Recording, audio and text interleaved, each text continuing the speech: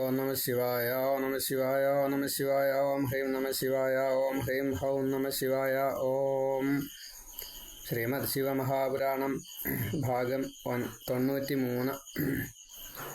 കാലഭൈരവൻ. ഗൃഹപതി. മഹാദേവൻ്റെ കുറേ അവതാരങ്ങളെ കുറിച്ചിട്ട് പറയണം, നമുക്കത് കേൾക്കാം. ഓം ഓം നമ ശിവായ ഓം. നന്ദി സനകാദി മഹർഷിമാരോട് പറഞ്ഞു കൊടുക്കുന്ന രീതിയിലാണ് ഈ ശതരുദ്ര സംഹിതയിലെ ഭാഗങ്ങൾ. നമുക്കത് കേൾക്കാം. ഓം. നന്ദി ചൊല്ലി കാലഭൈരവ ഉത്ഭവം മാർഗശീർഷം മാസം കൃഷ്ണപക്ഷാഷ്ടമി. സാത്വിക രക്ഷകൻ ലീലാവിരചിതൻ ലോകഹിതാർത്ഥം മഹാകാലഭൈരവൻ. ജാതനായി പാപനാശകൻ മുക്തിതൻ ശുദ്ധി നൽകും നിദ്രവിട്ട വ്രതസ്ഥനൻ. ഭൈരവ ഭക്തനെ നിന്ദിക്കുകിൽ മുനെ ദുഃഖം തരും നരകത്തിലും കൊണ്ടിടും. ശ്രീ ശിവഭക്തനും ഭൈരവ പൂജകൾ ചെയ്തില്ല എങ്കിൽ ഫലം നഷ്ടമായിടും.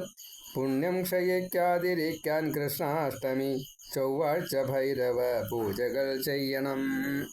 ഇവിടെ വളരെ പ്രത്യേകമായിട്ടുള്ളൊരു രീതിയിലാണ് കാലഭൈരവൻ വളരെ പ്രത്യേകമാണ്. ശ്രീകൃഷ്ണൻ കൂടി എപ്പോഴും കാലഭൈരവനെ പൂജിച്ചിട്ടുണ്ട് എന്നാണ്. ഭാരതയുദ്ധമായാലും അർജുനനോടും അതുപോലെ മറ്റ് പല സന്ദർഭങ്ങളിലും കാലഭൈരവനെ പൂജിക്കാതെ കണ്ട് കൃഷ്ണൻ ഒന്നും ചെയ്യാറില്ല എന്ന് പറയാറുണ്ട്. അപ്പോൾ ഇവിടെ ശിവഭക്തനാണെന്ന് കൂട്ടാം. ശിവഭക്തനും കാലഭൈരവനെ പൂജിക്കണം. കാലഭൈരവനെ ഒഴിവാക്കിക്കൊണ്ട് കാല എന്നുള്ളതിൽ പറഞ്ഞിട്ടില്ല എന്ന് മാത്രമേ ഉള്ളൂ. ഭൈരവനെ പറഞ്ഞിട്ടുള്ളത് കാലഭൈരവനാണ്. അപ്പോൾ അത് നിർബന്ധമായിട്ടും ചെയ്യണം എന്ന് നന്ദികേശ്വരൻ സനകാദി മഹർഷിമാരോട് പറയാം. നന്ദിയോതി വീരഭദ്രജനനവും പിന്നെ ശരഭാവതാര കഥകളും. ശരഭം എന്ന് പറഞ്ഞൊരു വലിയ അവതാരമുണ്ട്. ശരഭം എന്ന് പറഞ്ഞൊരു മന്ത്രം തന്നെയുണ്ട്, പ്രത്യേക മന്ത്രമാണ്. അത് ശത്രുദോഷങ്ങൾ തീരാൻ വളരെ ഉത്തമമാണ്. അവതാരത്തെക്കുറിച്ചാണ് പറഞ്ഞത്. നന്ദിയോതി വീരഭദ്രജനനവും പിന്നെ ശരഭാവതാര കഥകളും. വിശ്വാനര മുനി ചെയ്തു കൃച്ഛ്രതപം രുദ്രൻ പ്രസന്നനായി ജാതനായി പുത്രനായി. ഇപ്പം ഇതിൽ വിശ്വാനരൻ എന്നാണ് കാണുന്നത്, പേരങ്ങനെ ആവുമായിരിക്കും. വൈശ്വാനരൻ എന്ന് നമ്മൾ പറയാറുണ്ട്. ഇപ്പോൾ ഇതിൽ വിശ്വാനരൻ എന്നാണ് കാണുന്നത്. നമുക്ക് അങ്ങനെ തന്നെ മതി. ശ്രീ ശിവപാർവതിമാരെ ശരണം നാരായണ ഓം. ഈ കൊളോക്കിയൽ ലാംഗ്വേജിൻ്റെ വ്യത്യാസമാവുമെന്ന് എനിക്ക് തോന്നാം. തേജോനിധി ഹരൻ അഗ്നിലോകപതി നർമ്മപുരത്തിൽ ഗൃഹപതിയായി ഹരൻ. നർമ്മദാ തീരത്തെ പട്ടണം തന്നിലായി വിശ്വാനരൻ മുനി ശാണ്ഡില്യ ഗോത്രജൻ. ശൈവൻ ജിതേന്ദ്രിയൻ പുണ്യാത്മാശുദ്ധനായി ബ്രഹ്മചര്യവ്രതൻ ബ്രഹ്മതേജസ്വിയം ബ്രഹ്മയജ്ഞപരൻ പത്നി ശുചിഷ്മതി ശുദ്ധ പതിവ്രത ദേവകൾക്കിഷ്ടരായി. ഗൃഹപതി എന്ന പേരായിട്ടൊരു ബ്രാഹ്മണൻ. അദ്ദേഹം എല്ലാ അർത്ഥത്തിലും ബ്രഹ്മത്തിലേക്ക് എത്താൻ വേണ്ടിയിട്ടുള്ള പൂജാതി കാര്യങ്ങളാണ് ചെയ്തത്. ഒപ്പം പത്നിയും പാതിവ്രത്യത്തോട് കൂടിയിട്ട് ഭർത്താവിൻ്റെ ഒപ്പം നിന്നു. അപ്പോൾ എല്ലാവർക്കും ഇഷ്ടമാണ്, ദേവന്മാർക്കും ഇഷ്ടമാണ്, ബ്രാഹ്മണർക്കും ഇഷ്ടമാണ്, ജനങ്ങൾക്ക് ഇഷ്ടമാണ്. അങ്ങനെ എല്ലാവരുടെയും ഒരു പ്രീതി നേടിയിട്ടുണ്ട്. ഒക്കെ ഈ ശിവഭക്തി കാരണം. ഇങ്ങനെ കാലം കഴിച്ചു തപസ്വികൾ ചൊല്ലി ഒരു ദിനം പത്നി പതിയോടായി. മറ്റു സുഖങ്ങൾ ഭുജിക്കുന്നു എങ്കിലും സന്താന ഭാഗ്യം കനിഞ്ഞു നൽകണമേ. ഇവിടെ ഇത് കടം വീട്ടാനുള്ളൊരു പ്രേരണയായിട്ട് ഭഗവാൻ തന്നെ ഈ 2 പേരിൽ ഒരാൾക്ക് തോന്നിയാൽ മതി. എന്നാൽ 2 പേർക്കും തോന്നുന്നത് അങ്ങനെ. ഭാര്യയ്ക്ക് തോന്നിയാലും ഭർത്താവിന് തോന്നിയാലും ഒരേപോലെയാണ്. നമ്മൾ രണ്ടും കാണാറുണ്ട്. ഭാര്യയോട് താല്പര്യത്തോടു കൂടിയിട്ട് ആണും ഭർത്താവിനോട് താല്പര്യത്തോടു കൂടിയിട്ട് സ്ത്രീയും, അത് പതിവുണ്ട്. അപ്പോൾ ഇവിടെ സ്ത്രീയാണ് പറഞ്ഞത്രേ ഉള്ളൂ. ശ്രീ ശിവതുല്യൻ സുതനെ നൽകിയിടണം എന്നു കേട്ടു ധ്യാനം ചെയ്തു വിശ്വാനരൻ.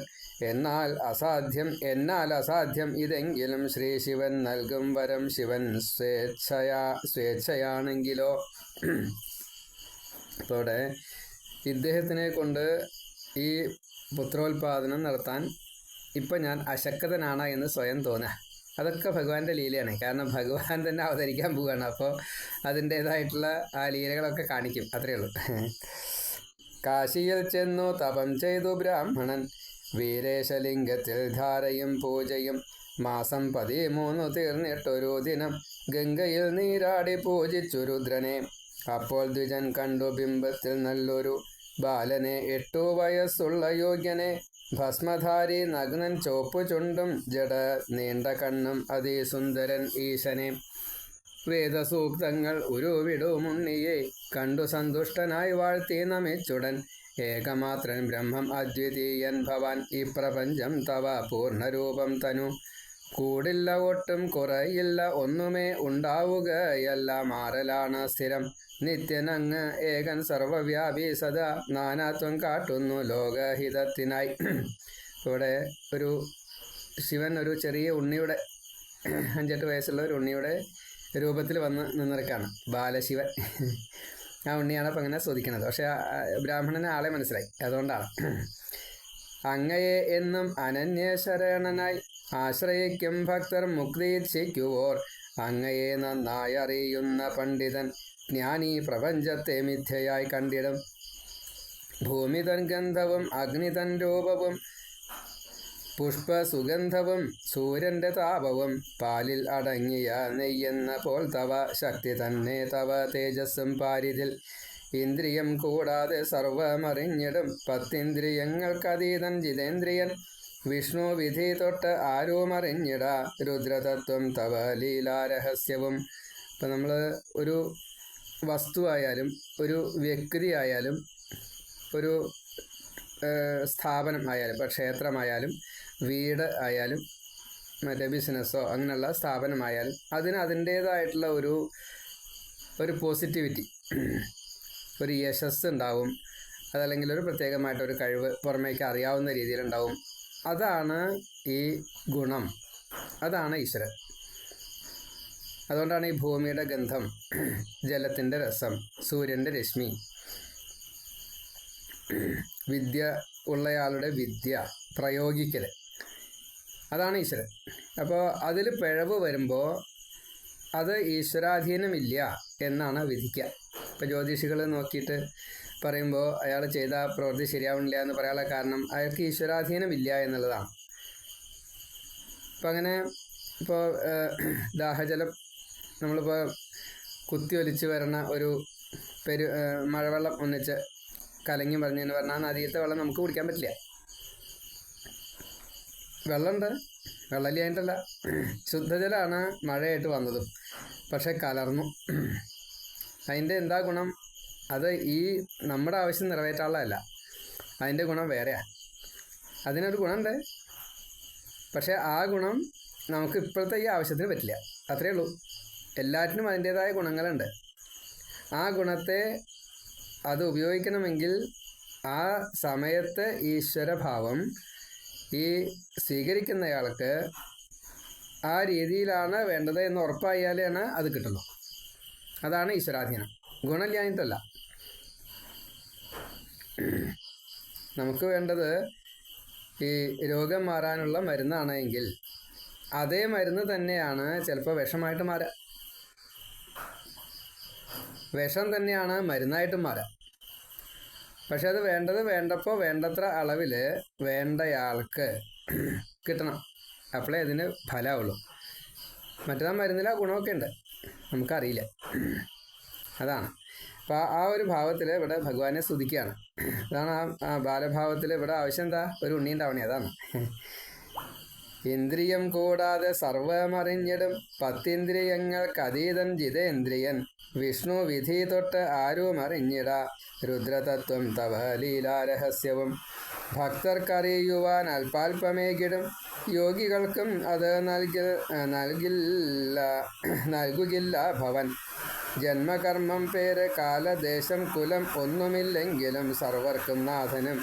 ഗൗരീപദേ ഗണനാഥ പശുപദേ ശാന്തൻ ദിഗംബരൻ ബാലൻ യുവത്വവും വൃദ്ധൻ ഗുരു ബ്രഹ്മചാരി എന്നിങ്ങനെ സർവവും അങ്ങെന്നറിഞ്ഞോ നമിപ്പു ഞാൻ.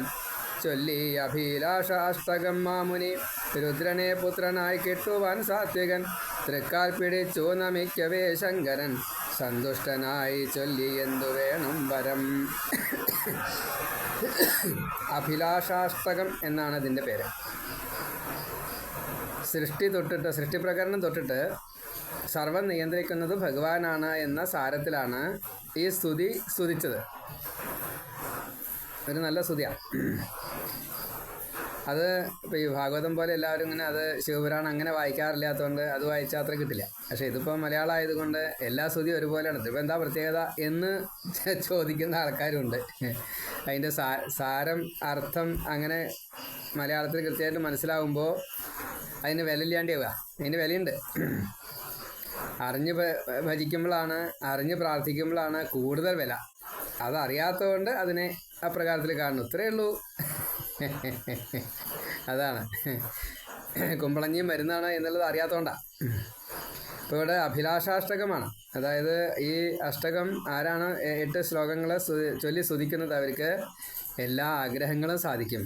ഇവിടെ മകനുണ്ടാവണമെന്ന ആഗ്രഹം അത് കൊടുക്കുകയാണ് മഹാദേവൻ. വിശ്വാനരൻ ചൊല്ലി സർവാന്തര്യാമിയാം ഈശ്വര എന്നുടെ കാമം നടക്കണേ. എൻ്റെ പത്നി അങ്ങേ പുത്രനായി നേടുവാൻ ആഗ്രഹിച്ചു അതിനർഹത നൽകണേ. ബാലശിവനോതി നിഷ്കളങ്ക വ്രതം നിങ്ങളാൽ ചെയ്തത് ലോകഹിതങ്കരം. മാതൃക തന്നെ സകലർക്കും പാരിതിൽ നിങ്ങൾക്കു പുത്രനായി ജാതനാവാം സുതാം. അപ്പോൾ നമ്മൾ ചെയ്യുന്ന എല്ലാ പ്രവൃത്തിയും നമുക്കും സന്തോഷം വേണം, ഭഗവാന് ഇഷ്ടമാവണം, ലോകത്തിന് മുഴുവൻ ഹിതമാവണം, ലോകത്തിന് വിപരീതമാവരുത്. കലികാലത്തിലെ പ്രത്യേകത അതാണ്. കലികാലത്തിൽ ഓരോരുത്തരും ചെയ്യുന്നത്, സാത്വികരല്ലാത്തവർ ചെയ്യുന്നത് മുഴുവനെ അന്യർക്ക് ദ്രോഹവും ഈ ചെയ്യുന്നയാൾക്ക് ഗുണവും ആയിട്ട് വരുന്ന അഥർവ വേദത്തിലെ പ്രയോഗങ്ങൾ, ആഭിചാരാദി കർമ്മങ്ങൾ. അപ്പോൾ ഈ ആഭിചാരാദി കർമ്മങ്ങളെ മുഴുവൻ മറികടക്കാൻ ശിവ ഉപാസന, ശക്തി ഉപാസന രണ്ടും ഒരുപോലെ. അനവധി മൂർത്തികളാണ്, കുറച്ചൊന്നല്ല, ആയിരക്കണക്കിന് മൂർത്തികളാണ് മഹാദേവൻ്റെ ഈ ആഭിചാര ദോഷങ്ങളെ ഇല്ലാണ്ടാക്കാൻ വേണ്ടിയിട്ട് അവതാരം കൊണ്ടിറക്കുന്നത്. എല്ലാ മന്ത്രങ്ങളും രൂക്ഷമാണ് ഇനി. അതേപോലെ തന്നെയാണ് പാർവതിയുടേതായാലും. വളരെ ഈ ശക്തമായിട്ട് ദേവി ഭദ്രകാളി എന്നൊക്കെ പറഞ്ഞാൽ പ്രത്യങ്കിരി എന്നൊക്കെ ഇല്ലേ, അനധിയുണ്ട്. എത്രയാണെന്ന് ചോദിച്ചാൽ നിശ്ചല. ചീത്ത ചെയ്യുന്ന ആളുകളെ ഒതുക്കാൻ വേണ്ടിയിട്ട് ചീത്ത എന്ന് തോന്നിക്കുന്ന രീതിയിൽ തന്നെ വരും. സാത്വികയാണ്, പക്ഷേ എങ്കിലും അങ്ങനെയാണ്. അപ്പോൾ ഇവിടെ ബാലശിവനായിട്ട് വന്നത് സാത്വിക ഭാവത്തിലാണ്. അപ്പോൾ ആ രീതിയിൽ തന്നെ സ്തുതിയും അങ്ങനെ തന്നെ വന്നു. അതേപോലെ തന്നെയാണ് അതിൻ്റെ ഫലവും വരിക. ബാലശിവനോതി നിഷ്കളങ്ക വ്രതം നിങ്ങളാൽ ചെയ്തത് ലോകഹിതം കരം. ഇത് വലിയൊരു ഉപദേശാട്ടോ ഈ ശ്ലോകം. മാതൃക തന്നെ സകലർക്കും പാരിതിൽ നിങ്ങൾക്കു പുത്രനായി ജാതനാവാം സുത. എൻ്റെ പേരന്ന് ഗൃഹപതിയായിടും പത്നി ശുചിഷ്മതിക്കേകണം എന്നെ നീ ഏകവർഷം സ്തുതി ചൊല്ലി ഭജിക്കണം. 3 നേരം ശുദ്ധഹൃത്തായി ഭക്തനായി.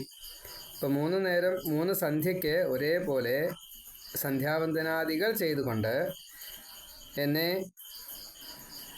ഈശ്വരഭാവത്തിൽ എന്നെ കണ്ടുകൊണ്ട് ഞാൻ തന്നെയായിട്ട് മാറുക. എന്നിട്ട് എന്നെ പത്നിക്ക് കൊടുക്കുക, ഗർഭാധാനം ചെയ്യുക എന്ന് സാരം. അപ്പം അത് ശുചി വളരെ നിർബന്ധം. ശുദ്ധി,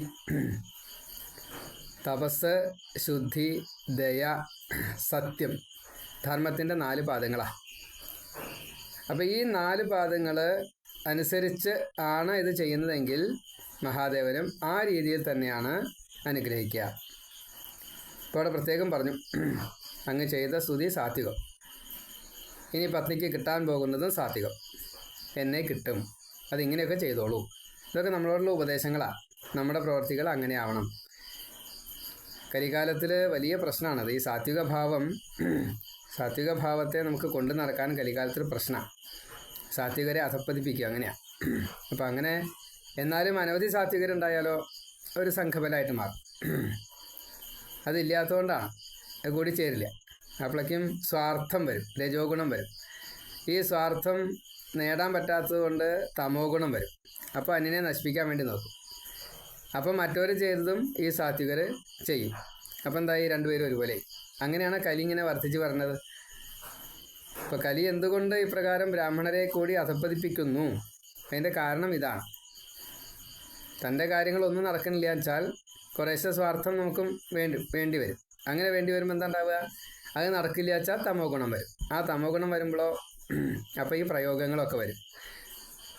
അപ്പം അങ്ങനെ പ്രയോഗങ്ങൾ വരാതിരിക്കാൻ ശ്രദ്ധിക്കണം. ബ്രാഹ്മണനോട് മഹാദേവനാണ് ഈ പറയുന്നത്. അത് പത്നിക്കും അതേപോലത്തുള്ള ഭാവത്തെ കൊടുക്കണം എന്നാണ്. ആരിതു ചെയ്യും അവർക്കു ലഭിച്ചിടും പുത്രപൗത്ര ധനം കീർത്തിയും ശാന്തിയും ആപത്തും പാപവും തീരും ജപിക്കുകിൽ സ്വർഗവും മോക്ഷവും കിട്ടും യഥാവിധി.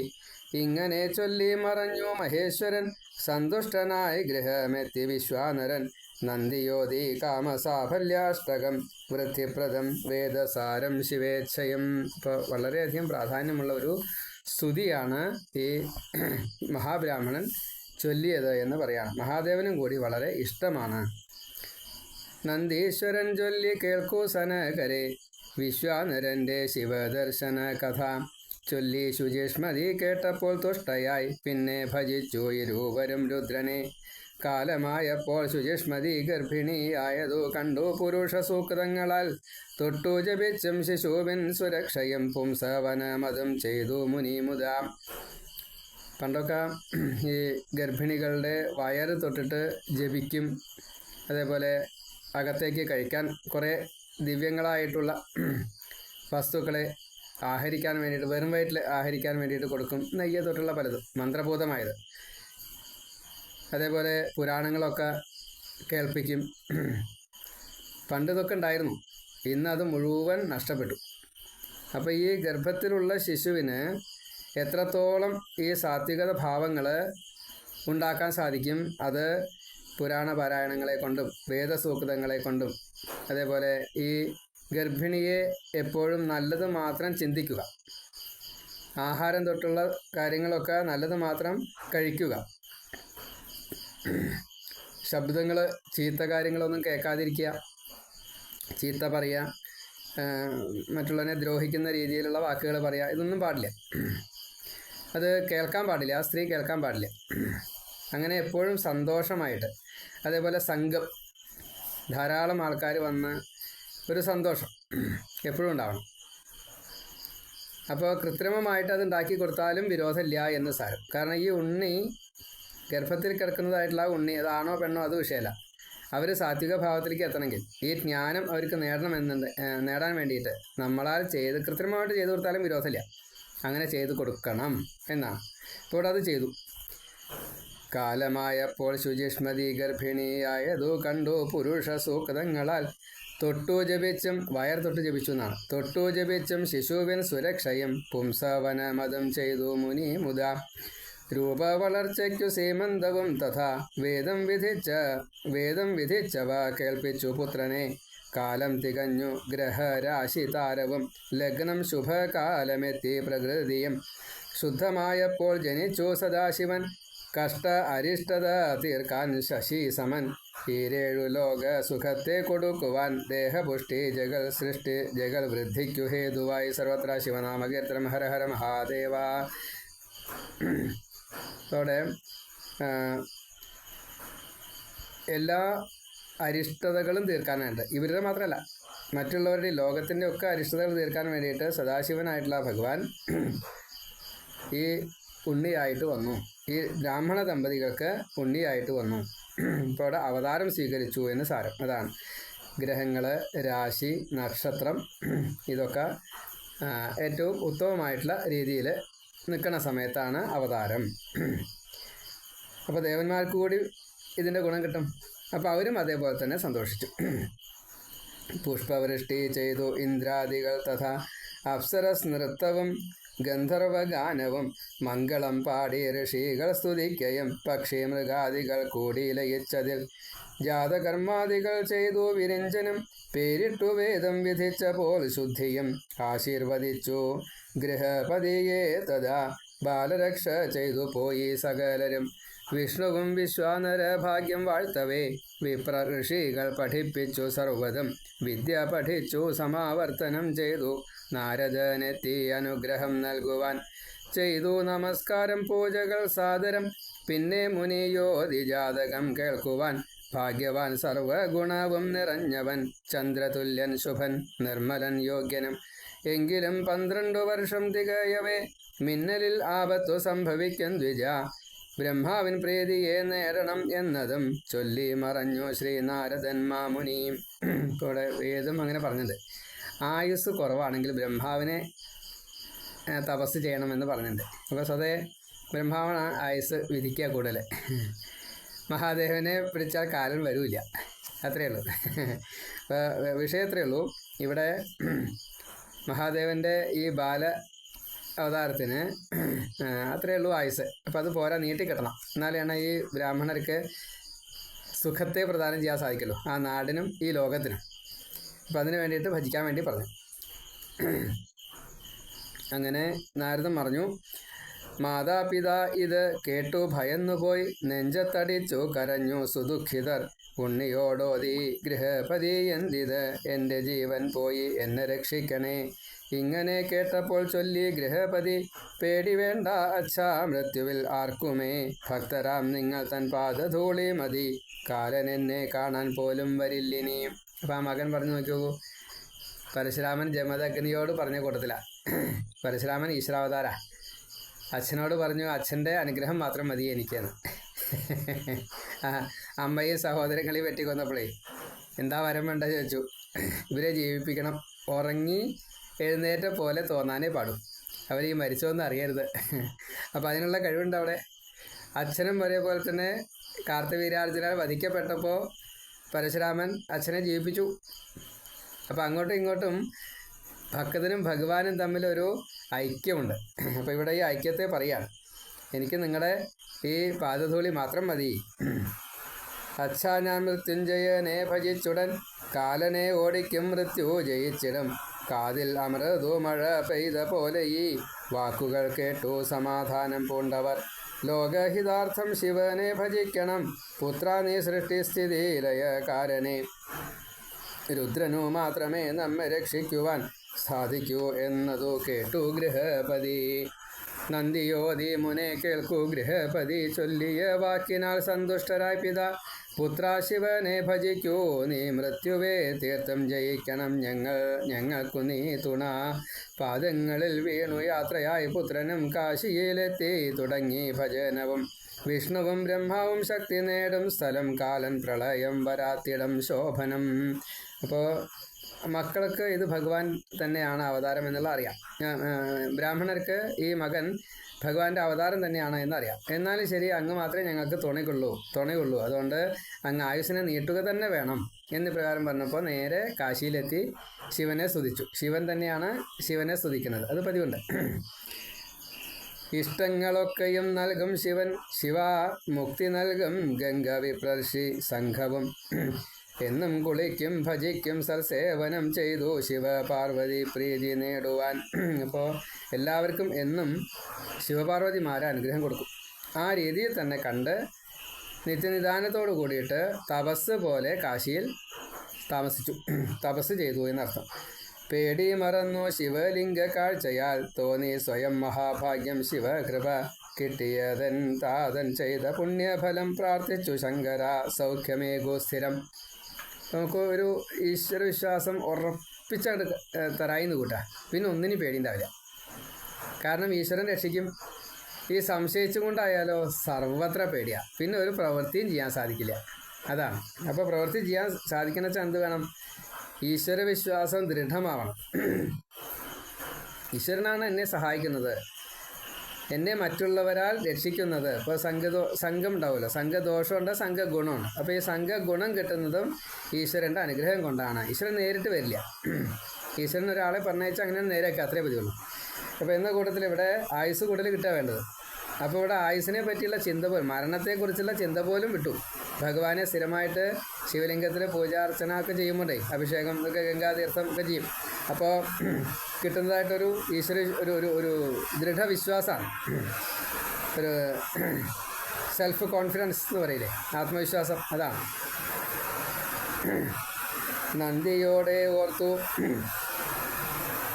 നന്ദിയോടെ ഓർത്തു നാരദനെ തഥാ ജാതകം ചൊല്ലി ശിവഭജനത്തിനും രുദ്രകൃപയാൽ ഞാനെത്തി നേടി ഫലം ധന്യമായി ജന്മം ഗുരുവിനനുഗ്രഹാൽ. ഇങ്ങനെ നന്നായി തപസ്സു ചെയ്തു മുനി രുദ്രലിംഗത്തെ പ്രതിഷ്ഠിച്ചു ഭക്തനായി. ലോകഹിതം ചെയ്യാൻ ഗംഗാജലം മുദാധാര ചെയ്തു നിത്യം 108 കുടം. കൂടെ കാശിയിൽ ഇങ്ങനത്തെ ശിവലിംഗങ്ങൾ ധാരാളമുണ്ട്. കാശിയിൽ ചെല്ലുന്ന ഭക്തന്മാർ എപ്പോഴും ശിവനെ ഭജിച്ചുകൊണ്ടിരിക്കും. അവരൊക്കെ ഓരോ ശിവലിംഗം മണ്ണുകൊണ്ടോ ഇങ്ങനെയൊക്കെ ഉണ്ടാക്കും. ഇങ്ങനെയാണ്. കൃച്ഛ്രവ്രതം ചെയ്തു ഭക്തൻ ഗൃഹപതി. പ്രായവും 12 എത്തി ഇന്ദ്രൻ തഥാ. ചൊല്ലി ഞാൻ ഇന്ദ്രൻ വരമെന്തും തന്നിടാം എന്നതോ കേട്ടു ശിവഭക്തനോദിനാൻ. വൃത്രശത്രോ നമ വജ്രധാരി നമ ദേവേന്ദ്രനാമങ്ങെ കണ്ടതും ഭാഗ്യമായി. അങ്ങു തരേണ്ട ശിവൻ തരും മേ വരം എന്നതു കേട്ടപ്പോൾ ഇന്ദ്രനോദിയുടൻ. ദേവന്റെ ദേവൻ ഞാൻ മൗഢ്യം കളകനി ബ്രാഹ്മണ ഞാൻ തരാം ഇഷ്ടവരമുടൻ എന്നതു കേട്ടപ്പോൾ ചൊല്ലി ഗൃഹപതി. 1000 കണ്ണുള്ള നീ എന്തു ചെയ്തിടും. ഇന്ദ്രൻ പരീക്ഷിക്കാനായിട്ടാണ് വന്നത്. ഇന്ദ്രൻ അഹല്യാചാരനാണ്. 1000 ഭഗങ്ങളാണ് ശരീരത്തിൽ. ഈ മഹാദേവനെ മറികടന്നുകൊണ്ട് ഈ മഹാദേവ അവതാരത്തിന് മുമ്പിൽ ഞാൻ വരം തരാം, ഞാൻ ദേവദേവനാണെന്നൊക്കെ പറഞ്ഞിട്ട് വല്ല കാര്യമുണ്ടോ? ദേവന്മാരുടെ രാജാവാണല്ലോ ഇന്ദ്രൻ. അത് ഇയാൾക്ക് മനസ്സിലായി. അവതാര ബാലന് മനസ്സിലായി ഗൃഹപതിക്ക്. അപ്പം അങ്ങ് വേണ്ട. കട്ടു അഹല്യയെ പർവ്വത ശത്രുവായി ബ്രഹ്മഹത്യാ പാപി വിശ്വരൂപ ഹരൻ. പേടിയില്ല നിന്നെ രുദ്രഭക്തനഹം എന്നു കേട്ടു ഇന്ദ്രൻ വജ്രം എടുക്കവേ. മിന്നലുണ്ടായി അപ്പോൾ ഓർമ്മിച്ചു ജാതകം. ദേവർഷിയെ കൂപ്പി വീണു ശരീരവും. അപ്പോൾ ശിവൻ വന്നു തൊട്ടു മഹർഷിയെ. കണ്ണു തുറന്നവൻ കണ്ടു ത്രിനേത്രനെ. സർവത്ര ശിവനാമകീർത്തനം. ഹര ഹര മഹാദേവ. ഇപ്പം ജാതക പ്രകാരം എന്താണ് നാരദൻ പറഞ്ഞത് ശരിയാ. മരണം സംഭവിച്ചു. കാരണം ഇന്ദ്രൻ്റെ വജ്രം ഇന്ദ്രനെ നിഷേധിച്ചത് കൊണ്ട് പ്രയോഗിക്കേണ്ടി വന്നു. അത് കൊണ്ടു കഴിഞ്ഞപ്പോൾ മരണം സംഭവിച്ചു. പക്ഷെ അവിടെ മോഹാലസ്യമായിട്ട് മാറി ഈ മരണം. അപ്പോൾ ഭഗവാൻ മഹാദേവൻ തൊട്ടടുത്തുണ്ടേ. മഹാദേവൻ വന്ന് തൊട്ടു ജീവിപ്പിക്കുകയും ചെയ്തു. മോഹാലസ്യത്തിൽ നിന്നും ഉണർന്നു. അപ്പോൾ ജാതകപ്രകാരം മരിച്ചു, ജീവൻ കിട്ടുകയും ചെയ്തു. പിന്നെ ഇവിടുന്ന് അങ്ങോട്ടുള്ളത് അവതാരപുരുഷൻ തന്നെയാണ്. അപ്പോൾ വീണ്ടും ജീവിക്കും. നീലകണ്ഠൻ ശിവൻ ഗൗരീപതിഹരൻ ചന്ദ്രകലാധരൻ സർപ്പവിഭൂഷണൻ. കയ്യിൽ ത്രിശൂലം ജടാധാരി ശങ്കരൻ. കർപ്പൂരദേഹൻ പിനാകധാരി മഹാൻ. വ്യാഘ്രചർമ്മധരൻ ഢക്കധാരി ഭവൻ. ശങ്കരനെ കണ്ടു തുഷ്ടനായി ഭാഗ്യവാൻ. നിന്നുപോയി സ്തബ്ധനായി വാഴ്ത്താൻ മറന്നുപോയി. ഒച്ച പോയി നമിക്കാനും മറന്നുപോയി. ഈ ധ്രുവൻ ഭഗവാനെ കണ്ട കൂട്ടത്തിലെ ചെറിയ ഉണ്ണിയാണ്. ഭഗവാനെ കണ്ടു കഴിഞ്ഞപ്പോൾ പിന്നെ മോഹാലസ്യത്തിൽ നിന്ന് ഉണർന്നിട്ട് ഇരിക്കുകയാണ്. ഇന്ദ്രൻ്റെ വജ്രായുധമാണ് പ്രയോഗിച്ചത്. അപ്പോൾ അതിന് ശേഷമാണ് ഇത് കിട്ടുന്നത്. അതേപോലെ തന്നെ ഇന്ദ്രൻ ഹനുമാനെ സൂര്യനെ പിടിക്കാൻ ചെന്നപ്പോഴും ഒന്നിങ്ങനെ പ്രയോഗിച്ചപ്പോൾ മോഹാലസ്യപ്പെട്ടു. അപ്പോൾ വായുദേവൻ്റെ നിർബന്ധം എല്ലാം ശ്വാസാർക്കും കിട്ടാണ്ടേ. അപ്പോൾ എല്ലാ ദേവന്മാരും ഒരേപോലെ വന്നിട്ട് ആ ഹനുമാനെ വീണ്ടും ജീവിപ്പിച്ചു. മഹാദേവൻ്റെ അനുഗ്രഹത്തോട് കൂടിയിട്ട് എന്നും ശങ്കരാംശമായിട്ട് ഏറ്റവും കൂടുതൽ എല്ലാവർക്കും ഉപകാരം ചെയ്യുന്നതായിട്ടുള്ള ഭാവത്തിൽ ശങ്കരാംശം മാറി. അതാണ് ഹനുമാൻ. രാമഭക്തനായിക്കൊണ്ട് നമുക്ക് എല്ലാവർക്കും ഒന്നും ഹനുമാനെ ഒഴിവാക്കാൻ കഴിയില്ല. അത്രയും കൂടുതലുണ്ട് ഭക്തി. അതേപോലെ തന്നെയാണ് ഈ ഉണ്ണി ധ്രുവൻ്റെ മുമ്പിൽ വന്ന ഹരിയെ എങ്ങനെയാണോ സ്തുതിക്കണം മനസ്സിലാതെ നിൽക്കുമ്പോൾ ഭഗവാൻ സകല അറിവും കൊടുത്തു. വേണ്ട രീതിയിൽ സ്തുതിപ്പിക്കാറായി ജ്ഞാനിയാക്കിയെന്ന് സാരം. അപ്പോൾ ചിരി തൂകി ചൊല്ലി ശിവനുടൻ. ഇന്ദ്രനെ കണ്ടു ഭയന്നോ ഗൃഹപതി. ഞാൻ തന്നെയാണ് പരീക്ഷിച്ചത് ശിശോ. എൻ ഭക്തനെന്നും സുരക്ഷിതൻ സർവഥാ. ഇന്ദ്രനെ കണ്ടിട്ടാണോ പേടിച്ച്? ഞാൻ തന്നെ ഇന്ദ്രനായിട്ട് വന്നേട്ടോ. അപ്പോൾ കൂടുതൽ ധൈര്യമായി നടത്തും. ഇന്ദ്രപട്ടം പോവോ എന്ന് വിചാരിച്ചിട്ടാവും ഇന്ദ്രൻ വന്നിട്ടുണ്ടാവുക. പക്ഷേ ഈ ഉണ്ണിയെ സമാധാനിപ്പിച്ചു മഹാദേവൻ. ഇന്ദ്രനും ഭഗവാൻ തന്നെയാണ്. അതെ, ഇന്ദ്രനായിട്ട് വന്ന് ഞാൻ തന്നെയാട്ടോ, പേടിക്കൊന്നും വേണ്ട. പുത്ര അനുഗ്രഹമേകുന്നു ഞാൻ വരം. ഇന്നു മുതൽ അഗ്നി തുല്യൻ നീ സർവഥ. ദേവേശനാമഗ്നേ വൈശ്വാനര അഗ്നിയായി വാഴു ജഠരത്തിൽ പ്രാണിയിലൊക്കെയും. അപ്പോൾ ഈ വിശ്വാനരൻ്റെ പുത്രനായിട്ടുള്ള ഈ ഉണ്ണി ഗൃഹപതി അത് വൈശ്വാനരനായിട്ട് ഓരോ ജീവജാലങ്ങളുടെയും ജഠരാഗ്നി രൂപത്തിൽ വാണു. അപ്പോൾ മഹാദേവൻ തന്നെയാണ് ഈ അഗ്നിന് സാരം. ഇങ്ങനെയാണ് അഗ്നി സ്വതേ വേദവിധി പ്രകാരം ബ്രഹ്മമാണ്. അപ്പോൾ ബ്രഹ്മാവസ്ഥയിലുള്ള ഒരു അവതാരമായിട്ട് ഈ ബാലഭാവത്തിലെ ഗൃഹപതിയായിട്ട് വിശ്വാനരൻ്റെ പുത്രനായിട്ടുള്ള വൈശ്വാനരനായിട്ട് വന്നു എന്നാണ്. ഇന്ദ്രൻ യമൻ തൊട്ട് ദേവമധ്യത്തിൽ നീ പാരുഭരിക്കും അഗ്നീശ്വര നാമിയായി തേജസ് വളർത്തും പ്രസിദ്ധി നേടും ജനം അഗ്നീശ്വരലിംഗമായി ഭജിച്ചിടും. അഗ്നീശ്വരലിംഗമായിട്ട് ഈ വൈശ്വാനരൻ ജഠരാഗ്നി ഗൃഹപതി മാറി എന്ന് സാരം. അതൊക്കെ മഹാദേവൻ്റെ അനുഗ്രഹം കൊണ്ടാണ്. കാരണം മഹാദേവൻ തന്നെയാണ് ഈ അവതാരം. നിന്നെ ഭജിക്കുകിൽ തീ മിന്നൽ കാറ്റിനാൽ ഉണ്ടാകില്ല ഭയം, തിന്നാൽ ദഹിച്ചിടും രോഗവുമില്ല അകാല മരണവും, എങ്ങു മരിച്ചാലും മുക്തി നേടും ദൃഢം. അപ്പോൾ കാശിയിൽ മരിച്ച മുക്തിയാണ് എന്ന കൂട്ടത്തിൽ ഈ വൈശ്വാനരനെ സ്മരിച്ചുകൊണ്ട് പൂജിച്ചുകൊണ്ട് നിത്യം ജീവിക്കുക, മരിക്കുക, മുക്തി കിട്ടുമെന്ന് സാരം. മാതാപിതാക്കൾക്കു മുമ്പിൽ ഗൃഹപതി ദിക്പാലകസ്ഥാനം നേടി വിഭൂവിനാൽ സർവരും കാൺകെ ലയിച്ചു മഹേശ്വരൻ അഗ്നീശ്വര ലിംഗം തന്നിൽ ഹിതം കരൻ. ഇപ്പോൾ അഗ്നികോണ് കിഴക്ക് തെക്കായിട്ട് അഗ്നികോൺ, ആ അഗ്നികോണിലായി നരസിംഹ ഭഗവാന്റെ സ്ഥാനം അതാണ്. അതുകൊണ്ടാണ് അഷ്ടദിക്പാലകരിൽ ഒരാളായി എന്ന് പറയാനുള്ള കാരണം. അഗ്നി അവതാര ഗൃഹപതി സൽക്കഥ കേട്ടാൽ ഖലർ ദുഷ്ടർ ശിഷ്ടരായി മാറിടും. സ്ത്രീ പുരുഷ ഭേദമെന്നേ സകലരും നേടും അഭീഷ്ടങ്ങൾ പിന്നീടും മുക്തിയും. അപ്പോൾ ഈ കഥ കേട്ടാൽ പോലും ഇതിൻ്റെ ഫലം അത്രയും കൂടുതലാണ്. ബ്രാഹ്മണർ, ക്ഷത്രിയൻ, വൈശ്യനും ശൂദ്രനും അഗ്നിക്കു തുല്യൻ ബലവാനായി മാറിടും. നെയ്യും വിറകും ചമതയും ദാനമായി നൽകുകിൽ ഇഷ്ടികൾ ചെയ്താലും നേരിടും. ഇപ്പോൾ ഈ യാഗഹോമാദികൾ ചെയ്യാൻ വേണ്ടിയിട്ടുള്ള സംഭാരങ്ങൾ അത് വൈശ്യനാണ് ശരിക്കും കൊടുക്കുക. അപ്പോൾ അത് കൊടുക്കുന്നത് ദാനമായിട്ട് കൊടുത്തു കഴിഞ്ഞാൽ അദ്ദേഹത്തിന് അത് ഉണ്ടാക്കാൻ വേണ്ടിയിട്ട് പോകണ്ടല്ലോ. അപ്പോൾ ആ ഒരു ദാനം വലിയ ഫലമായിട്ട് വരും. ആ യാചകം ചെയ്യുന്നതിൻ്റെ ഗുണഫലം ഈ ദാനിക്കും കിട്ടുമെന്ന് സാരം. അതാണ് നാഥനില്ലാത്ത ശവദാഹം ചെയ്യുകിൽ യാഗഹോമാദികൾക്കൊപ്പം ഫലം തരും. വിപ്രന് ദേവത അഗ്നി തന്നെ മുനെ നിത്യേഷ്ടി സദ്വ്രതം നൽകും ഗുരുത്വവും. ശുദ്ധമാക്കുന്നു പവമാനൻ പാവകൻ ആഹവനീയാഗ്നി ഗാർഹപത്യഗ്നിയും. ദക്ഷിണാഗ്നി ശുചി നൽകുന്നു രക്ഷയും. വൈശ്വാനരാഗ്നി തരും വൃദ്ധി ദൈഹികം. ധൂപദീപം തഥാ നീരാജനം ഹവിസ് കർപ്പൂരം ദർഭ ചമത കറുകയും. എന്നുവേണ്ട നേദ്യം പായസം ഗോരസം സർവവും നൽകണം മുക്തി ഇച്ഛിക്കുവോർ. അപ്പോൾ ദാനമായിട്ട് എന്താ കൊടുക്കേണ്ടത്? ഈ ഉദ്ദേശത്തോട് കൂടിയിട്ട് എന്ത് കൊടുത്താലും അത് മഹാദേവ പ്രീത്യർത്ഥമായിട്ട് മാറും. അപ്പോൾ ബ്രാഹ്മണന് ഇങ്ങനത്തെ ഒക്കെ ദാനം ചെയ്യാം. ഇന്ന് ബ്രാഹ്മണന് ദാനമില്ലല്ലോ, അവൻ കാശുണ്ടാക്കാനല്ലേ എന്നൊക്കെ പറഞ്ഞിട്ടുള്ളൊരു നിഷേധമാണ്. അപ്പോൾ അതിൽ കാര്യമില്ല. 49 തരത്തിൽപ്പെട്ടതായിട്ടുള്ള അഗ്നിയാണ്.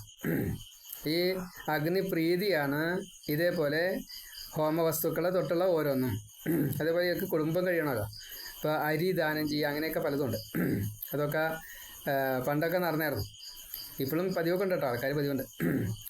ജ്യോത്സ്യന്മാർ പറയുകയൊക്കെ ചെയ്യും. അപ്പം അങ്ങനെയുള്ള ഈ ഉപജീവനം, കാഴ്ചക്കൊല സമർപ്പണം അതിൽ പെട്ടതാണേ. അപ്പോൾ ഈ കാഴ്ചക്കൊല മാത്രമേ കൊടുക്കാൻ പാടുന്നാ, അങ്ങനെയല്ല. ഭക്ഷ്യധാന്യങ്ങൾ, പശു വസ്ത്രം, അങ്ങനെയല്ലേ, പശുദാനൊക്കെ അതിൽ പെട്ടതാണ്. അപ്പം ഇങ്ങനെ ഓരോന്നും കൊടുക്കുകയാണെങ്കിൽ ഈ ഫലം കിട്ടും. എന്താ ഫലം? നമ്മൾ കഴിച്ച ആഹാരം നമുക്ക് ദഹിക്കണ്ടേ, അതിന് ഈ വൈശ്വാനര പ്രീതി വേണം. അപ്പോൾ അത് വൈശ്വാനര പ്രീതി കിട്ടാൻ ഈ ബ്രാഹ്മണന് ദാനം ചെയ്യുക, ക്ഷേത്രത്തിൽ വഴിപാടുകൾ സമർപ്പിക്കുക. ഭണ്ഡാരത്തിലിട്ടാൽ മതി. ഭണ്ഡാരച്ചാൽ ഉദ്ദേശിക്കുന്നത് ക്ഷേത്രദേവന്, ക്ഷേത്രേശന് എന്താണോ കിട്ടേണ്ടത് അതിനെ കിട്ടാനുള്ളതാണ് കൊടുക്കേണ്ടത്. അത് ഭണ്ഡാര സമർപ്പണം എന്നാ പറയാമെന്ന് മാത്രമേ ഉള്ളൂ. അപ്പോൾ അത് ചെയ്യാൻ ഇതൊരു പ്രേരണയാണ് ഈ കഥ. അപ്പം അങ്ങനെയുള്ള ആ വൈശ്വാനര ഭാവം, ആ അഗ്നീശനായിട്ട് അതേപോലെ അഷ്ടദിക്പാലകരിൽ ഒരാളായിട്ട് വന്ന ആ മഹാദേവൻ നമുക്കും ഒരു താപവും ഇല്ലാത്ത രീതിയിൽ നമ്മെ രക്ഷിക്കുമാറാകട്ടെ. നമ്മുടെ കർമ്മഫലമായിട്ടുള്ള നമുക്ക് എന്തെങ്കിലും ദോഷങ്ങൾ വരികയാണെന്ന് വെച്ചാൽ അന്യരിൽ നിന്നും ഈ പല പ്രകാരത്തിലുള്ള ദോഷങ്ങൾ, ആയുധ പ്രയോഗം തൊട്ടുള്ള പലതൊക്കെ വരും.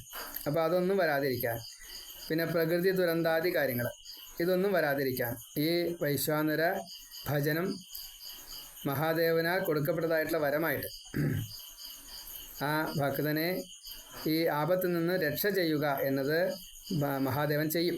അപ്പോൾ അതിന് വേണ്ടിയിട്ട് നമുക്ക് ഈ കഥ ശിവപാർവതിമാരെ കേൾപ്പിച്ചു എന്ന് നമുക്ക് സമാധാനിക്കാം. അപ്പോൾ ആ ശിവപാർവതിമാരെ ഈ രക്ഷയെ ചെയ്യും, ഭൗതിക രക്ഷയെ ചെയ്യും. അപ്പോൾ ഇഹ സുഖവും കിട്ടും, പിന്നെ മുക്തിയും കിട്ടും. അതിന് ഭഗവാൻ നമ്മളെ അനുഗ്രഹിക്കുമാറാകട്ടെ. സർവത്ര ശിവനാമകീർത്തനം. ഹര ഹര മഹാദേവ. നമ ശിവായ നമ ശിവായ നമ ശിവായ. ശ്രീ ശിവപാർവതിമാരെ ശരണം.